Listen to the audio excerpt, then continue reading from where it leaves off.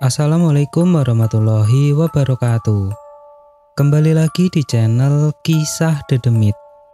Untuk kisah kali ini, saya akan membawakan sebuah cerita dari tulisannya akun Twitter yang bernama Horor Psikologis. Dan untuk kisah yang akan saya bawakan kali ini, yaitu sebuah kisah yang berjudul Senyum Horor di Jalan Tol. Untuk kalian yang ingin membaca ceritanya secara langsung, silahkan kunjungi link yang akan saya cantumkan di deskripsi. Dan seperti apa kisahnya, langsung saja kita menuju ke ceritanya.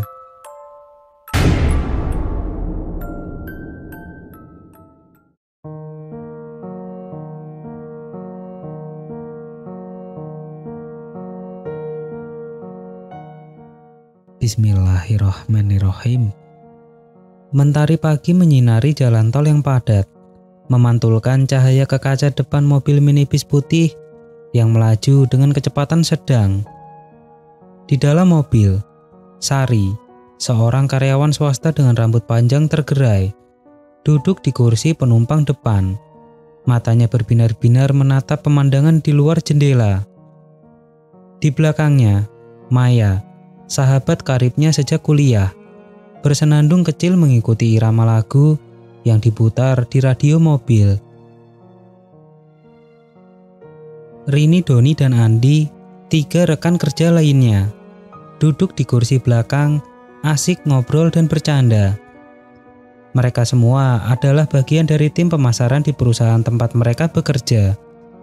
Hari ini mereka mendapatkan kesempatan langka untuk pergi bersama dalam acara gathering kantor yang diadakan di kota sebelah. Wah, gak sabar nih nyampe hotel. Katanya fasilitasnya lengkap banget. Seru Rini sambil membayangkan kolam renang dan spa yang menunggunya. Iya, apalagi makanannya. Dengar-dengar ada buffet seafood all you can eat.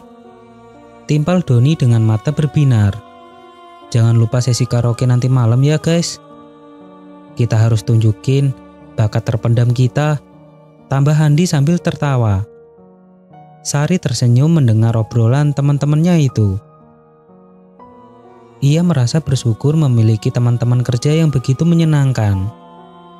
Perjalanan yang seharusnya melelahkan menjadi terasa menyenangkan berkat kehadiran mereka. Tapi jangan sampai kita lupa tujuan utama gathering ini ya. Sari mengingatkan. Kita harus fokus pada presentasi besok pagi. Jangan sampai kita mengecewakan Pak Bos. Tenang aja Sar, kita pasti bisa kok. Maya menenangkan Sari sambil menepuk pundaknya. Lagian presentasi kita udah kita persiapkan dengan matang. Pasti sukses deh. Obrolan mereka terus berlanjut, diselingi dengan tawa dan canda. Tak terasa mereka telah menempuh perjalanan selama 2 jam. Di kejauhan, terlihat gedung-gedung pencakar langit kota tujuan mereka. Sari dan teman-temannya semakin bersemangat, membayangkan pengalaman seru yang akan mereka dapatkan di kota sebelah. Malam mulai menyelimuti jalan tol ketika rombongan Sari memulai perjalanan pulang. Kelelahan setelah seharian beraktivitas di kota sebelah membuat suasana di dalam mobil lebih tenang. Maya menyandarkan kepalanya di jendela. Mata terpejam, sementara Rini dan Doni tertidur pulas di kursi belakang. Andi yang duduk di kursi kemudi sesekali melirik ke arah Sari yang duduk di sampingnya. Sari terlihat gelisah, pandangannya kosong menerawang keluar jendela. Andi tahu bahwa Sari memiliki firasat buruk tentang perjalanan pulang ini. Tiba-tiba mesin mobil mati mendadak. Mobil yang tadinya melaju dengan lancar, kini terhenti di tengah jalan tol yang sepi. Andi mencoba menyalakan mesin beberapa kali, namun tidak berhasil. Kenapa nih Indi? Tanya Sari dengan nada khawatir. Gak tahu Sar, tiba-tiba mesinnya mati. Jawab Andi sambil terus berusaha menyalakan mesin. Suasana di dalam mobil menjadi tegang.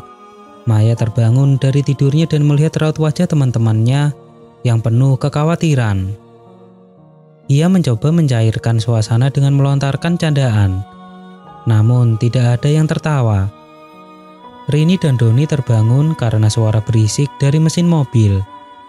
Mereka melihat sekeliling dengan bingung, tidak mengerti apa yang sedang terjadi.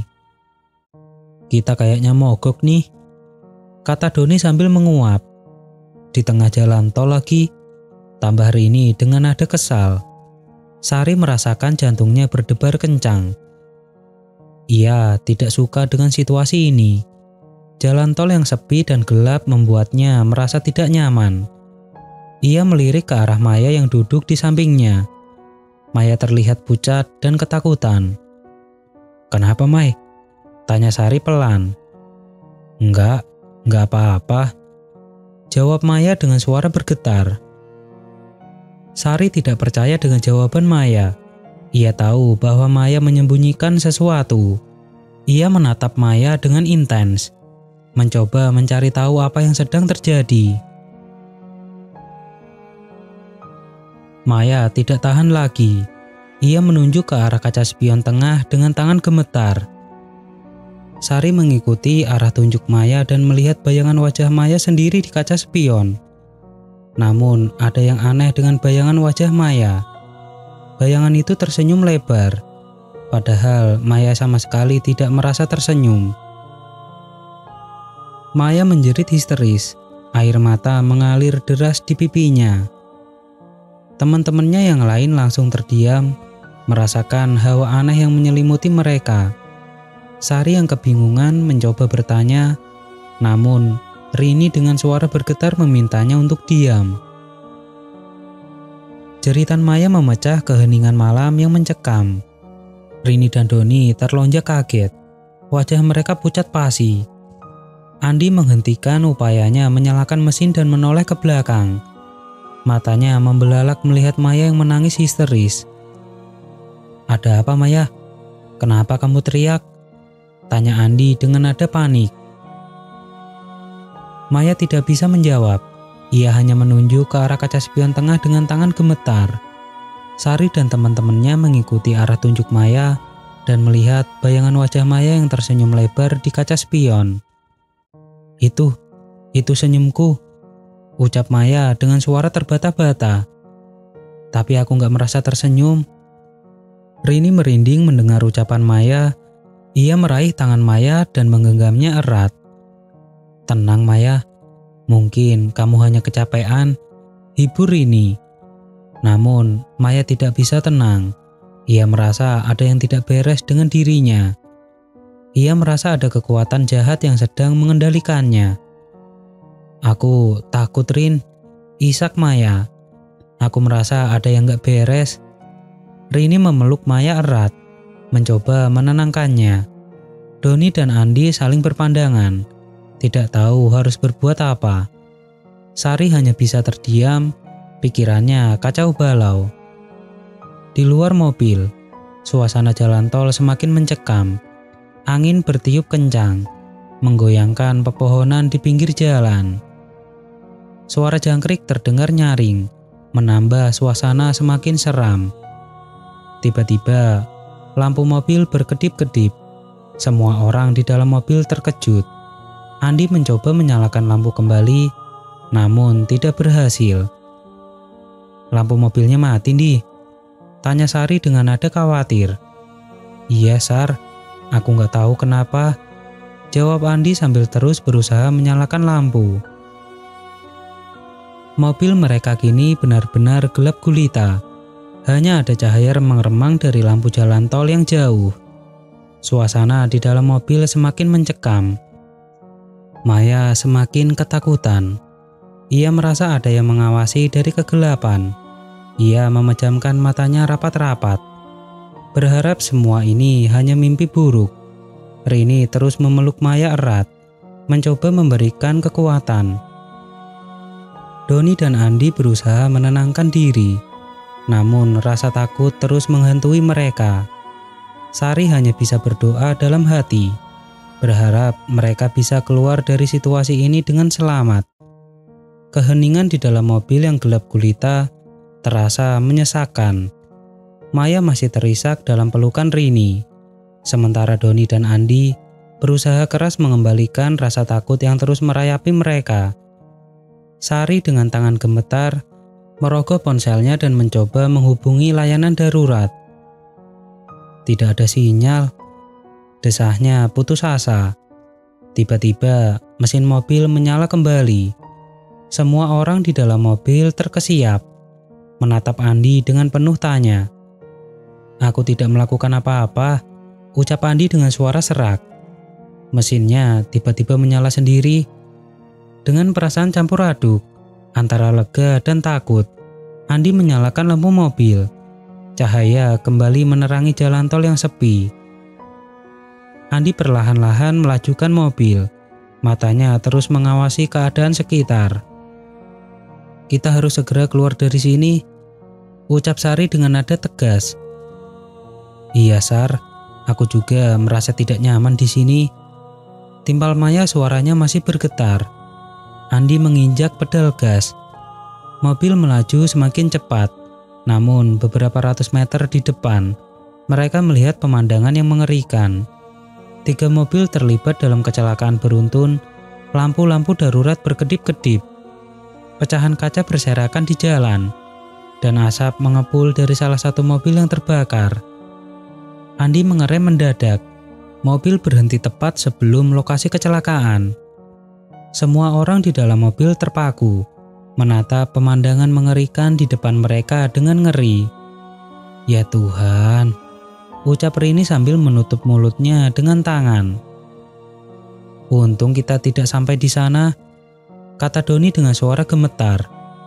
Sari merasakan jantungnya berdetak kencang. Ia tidak bisa membayangkan jika mobil mereka tidak mogok tadi. Mungkin mereka akan menjadi korban kecelakaan mengerikan itu. Andi memundurkan mobil perlahan, mencari jalan putar balik. Setelah beberapa menit, mereka berhasil menemukan jalan putar balik dan kembali ke arah semula. "Kita harus segera mencari tempat aman," ucap Sari. Andi mengangguk setuju. Ia melanjutkan mobil dengan kecepatan sedang. Matanya terus mengawasi keadaan sekitar. Setelah beberapa kilometer, mereka menemukan rest area dan memutuskan untuk berhenti di sana. Semua orang keluar dari mobil dan menghirup udara segar. Mereka masih terguncang oleh kejadian yang baru saja mereka alami. Sari dan teman-temannya duduk di bangku rest area, saling berpelukan, berusaha menenangkan diri. "Aku masih tidak percaya kita selamat dari kecelakaan itu," ucap Maya dengan suara lirih. "Aku merasa seperti baru saja lolos dari maut," timpal Rini. "Kita harus bersyukur kepada Tuhan karena telah melindungi kita," kata Doni. Sari mengangguk setuju. Ia merasa sangat bersyukur karena mereka semua selamat. Namun, ia juga merasa trauma dengan kejadian malam itu. Ia tidak tahu apakah ia akan bisa melupakan bayangan wajah Maya yang tersenyum di kaca spion. Rest area yang biasanya ramai kini terasa sepi dan sunyi. Sari dan teman-temannya duduk di bangku kayu, saling berpelukan, mencoba menghangatkan diri dari hawa dingin malam. Rasa syukur dan trauma bercampur aduk dalam diri mereka. Maya masih terisak pelan. Air matanya membasahi bahu Rini. Ia merasa sangat bersalah karena telah membuat teman-temannya ketakutan. Rini terus mengelus punggung Maya, mencoba menenangkannya.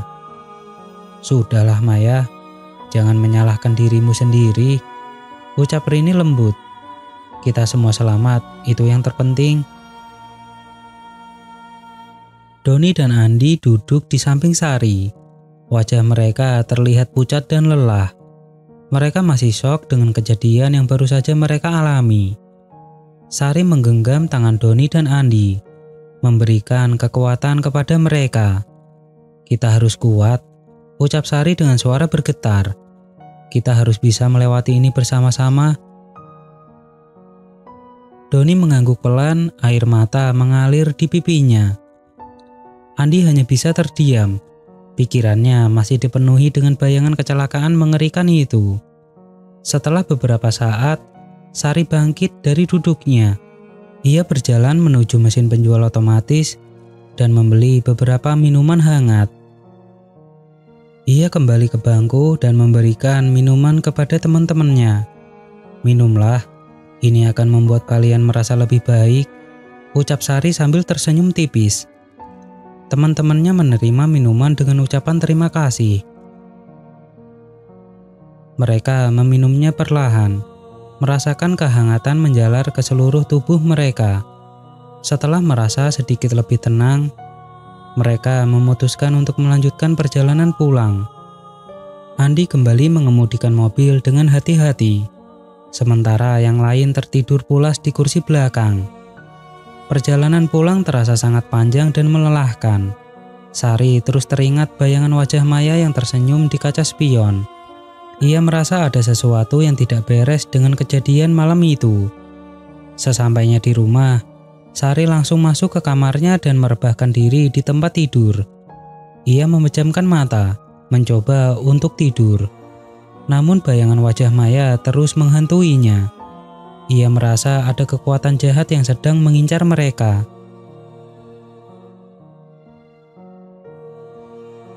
Keesokan harinya, Sari menceritakan kejadian malam itu kepada keluarganya.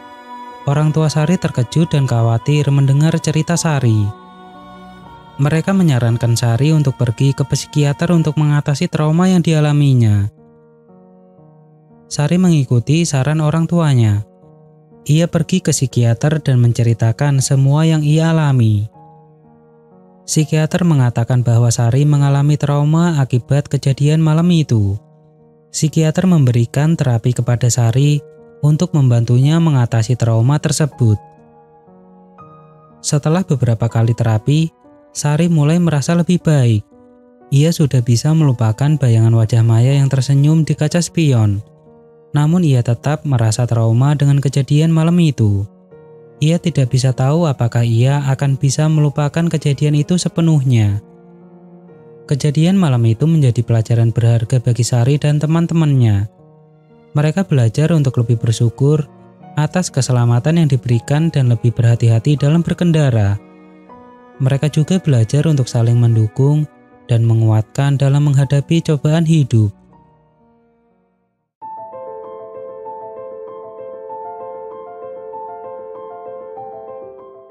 Oke teman-teman, ceritanya selesai sampai di sini.